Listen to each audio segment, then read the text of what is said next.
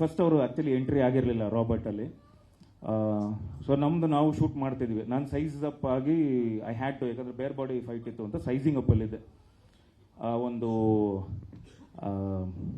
ಯಾವುದದು ಹಾಸ್ಪಿಟಲ್ ಸೀನು, ನರ್ಸಮ್ಮ ಎಂಟ್ರಿ ಕೊಡ್ತಾರೆ. ಸೊ ಅಲ್ಲೇ ಬಂದು ಆ್ಯಕ್ಚುಲಿ ಇಂಟ್ರೊಡ್ಯೂಸ್ ಮಾಡಿದ್ರು. ಸೊ ನಾವು ಒಂದಿಷ್ಟು ಜನ ಎಲ್ಲ ನೋಡಿದ್ವಿ, ಬೇಡ ಅಂತ. ಆಮೇಲೆ ತರುಣ್ ಸುಧೀರ್ ಅವರು ಇಲ್ಲ,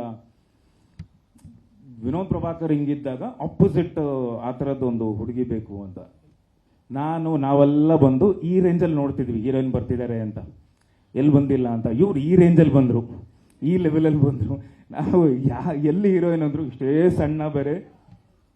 ಯಾವಾಗ ಈಗ ಹಾಕಿದ್ದೀರಮ್ಮ, ಅವತ್ತು ಹಿಲ್ಸ್ ಇಲ್ದೆ ಬಂದ್ರಿ, ನಮಗೆ ಯಾರಿದು ಇಷ್ಟೇ ಅಂತ. ನಾನು ಇಮ್ಮಿಡಿಯೇಟ್ ತರುಣ್ ಅವ್ರನ್ನ ಹೋಗ್ಬಿಟ್ಟು ನೋ ತರುಣ್ ಅಂದೆ.